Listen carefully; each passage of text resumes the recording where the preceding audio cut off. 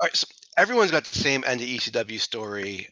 No one knew the Arkansas show. I mean, everyone does. So, I mean, unless you have something to add to that, I don't know if we should just skip over the end of ECW. Yeah, Yeah, it's one of those that's beating a dead horse. We all do the same thing. Well, I didn't, but I tried to hold on to this belief that a company ECW can't go out of business. I'm damn if it didn't. And I said the whole time, we'll let this go. I value and think the world of Paul for what he did for me, for giving me the opportunity. But I wish he would have just been man enough to sit there and tell all of us that we're going out of business. For me having to find out we're out of business by him showing up on Raw was one of the worst ways a boss could tell you his company's done. So with that, I always felt too like there's certain guys like you, Nova. If ECW stayed open another year or two, you guys really would have benefited from it because you were kind of like, you were working your way up at the time, and then it's gone. You know what I mean? Like if ECW stuck around another year or two, and you had that TV under your belt, you were the guys that you think know, it hurt a lot. the thing that was told to me was that after my I Quit match that me and Nova the next pay per view were going to be fighting for the vacant TV belt that I was going to win, and then eventually move on to be the next heavyweight champ.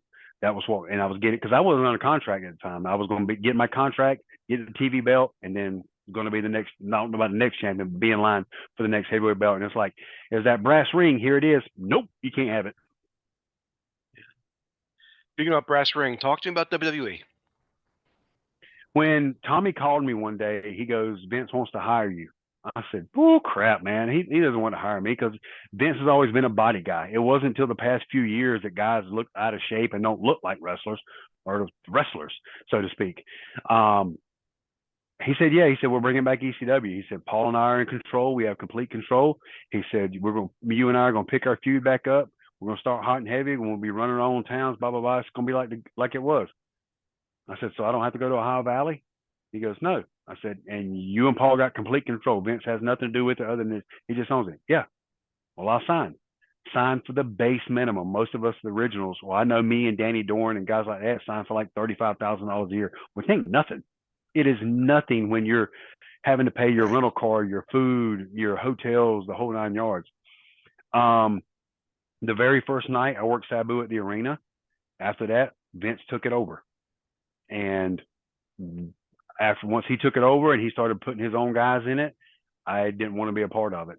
It was not ECW. We all hated it there. None of us were getting any kind of push, any kind of look. I was getting ready to get a push when I hurt my back in Oklahoma City, um, and I wanted out. Um, that's when Vince wanted my name changed to Christopher W. Anderson. He said he wanted to change my name from CW. And the excuse Paul gave me was that people might get me and CM Punk confused. Okay. Punk is thin, got hair, wears trunks. I'm heavy set, bald, wear a singlet. Yeah, I can see how that happens. It makes no sense. He goes, "Well, Vince thinks that people maybe think you're working for the CW network because of your name." I said, "Paul, I've been in CW since 1993. I said, the network only came into effect a few years ago. I said, the very first TV guide, there's two A-list actors that are doing this to promote the CW network. I come up with this." I said, "This is bullcrap."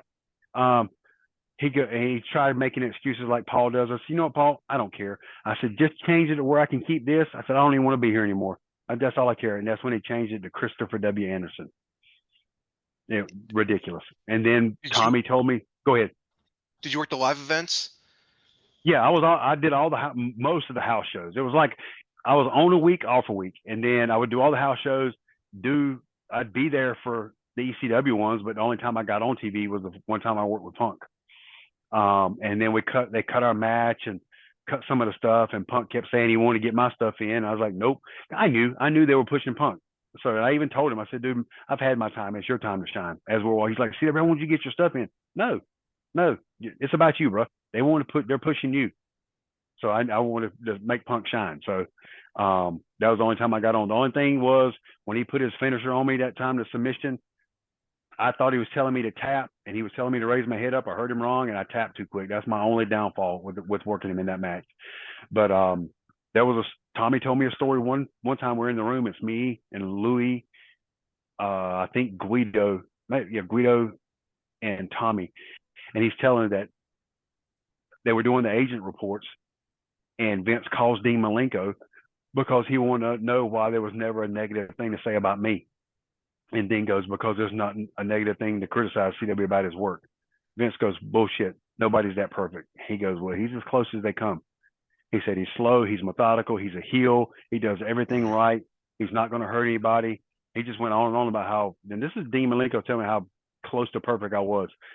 And Vince goes, find something wrong with him. He says, well, maybe he could be a tad more intense, but that's probably stretching it. So the very next week, we're in Texas. I'm working with Shannon Moore. I get done working with Shannon, who I've known 1,000 years. And I come in the back and I'm sitting down and I still remember Ted DiBiase walking up to me and I stand up to introduce myself. I go, hey, Ted, he goes, CW, I know exactly who you are. You're the reason I'm here. I was sitting here to find out if what they're saying about you is true. And son, everything is the truth. He said, you're that damn good. But Wow. I could never get a break. Never. And I was so glad. I hurt my back working with Kevin Thorne. I didn't come back because I couldn't barely walk. And her doctor calls me one day and says, Vince wants you to come back to work. I said, I can't. I can barely walk. He said, well, come in. We'll give you some steroid injections and you can get in the ring. I said, no, thanks. He says, if you don't come back, Vince is going to fire you. I said, let me tell you. I said, I was a baseball player, a high level baseball player. So I know exactly what those cortisone injections do to you. I said, my life and my priority is walking, not WWE. And a few weeks later, Johnny Ace called and fired me. And I said, Did he sweet, did thank he you. say why? Did he say why? They were just going in a different direction. Things just weren't like blah blah, but just the same BS excuse. He says maybe down the road. I'm like, no thanks. I asked him, can I go? I said, can I go back to Japan? He's like, yeah, I know how you like it over there. You're big name old Bob. He said, just don't go to TNA. I said, that won't be a problem. I said, yeah, because when Any he Johnny called, he Ace said, see, stories? don't. That's the only one is when he called me and he goes, CW, we're gonna have to let you go. I went, sweet, thank you. He was kind of taken back from that. Yeah, he But doesn't I get did that often, I'm sure. no, no, and I didn't. I like we all hated it being there. The only I do. Me and Francine used to hide.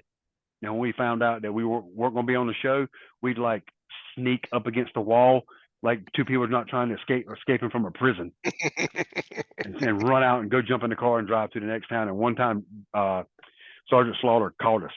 We popped up behind a car and he was standing there. And we're like, we're just going to throw our bags in the car. We'll be out. He goes, oh, okay. We get in the car and we're gone. Now you said Tommy wasn't in charge anymore. So who did you report to? Like who ran the live events? Um, I'm trying to remember who was it. The agents at that time were Dean Malenko, Ricky Steamboat, Arn Anderson, Sergeant Slaughter. Like the night I worked Punch, Sergeant Slaughter was my agent. Those were the ones we reported to. Yeah, Tommy. Every time you try to say something, Tommy's like, "I'm not in control. I don't have any say so." So those were the guys we talked to. And then the night I worked Kevin Thorne, Dean Malenko kept telling Kevin Thorne, he's like, man, he said, Kevin, you're way up here. You know, CW's down here. You got to pull him up. And I'm like, the hell are you talking about? You're just burying me into my face. So yeah, it was a miserable for me. It was a miserable experience being there. Once they took over and started How putting their WWE people in there, no, how long were you there for? 11 months, 10, Wow, 10 it months. was that Yeah, long. 10 months. It wasn't long. Wow. Yeah, How did you get along with CM Punk? great. You know, I was on the very first time he went to Japan. I was on that tour. I tagged with him in two or three tag matches. Um, I've never had an issue with Punk. Never. I've worked him on some Ring of Honor shows. Um, where else? I mean, I've been working him there at WWE, and you know, I always like working with Punk. I never had an issue with him. I've always liked him. It seems lately he's gotten some bad press, but I've never had a problem with him. How can people reach you? Like if promoters want to reach you, if fans want to reach you, any social media you want to Everything. plug? Yeah, Yeah. man. Everything is at ECW Anderson. Instagram, Twitter, Facebook. My Facebook, you'll see a picture of me and my fiance, and then I'm doing my little stupid CW on everything else. But everything's at ECW Anderson. Message me, I always message back, always.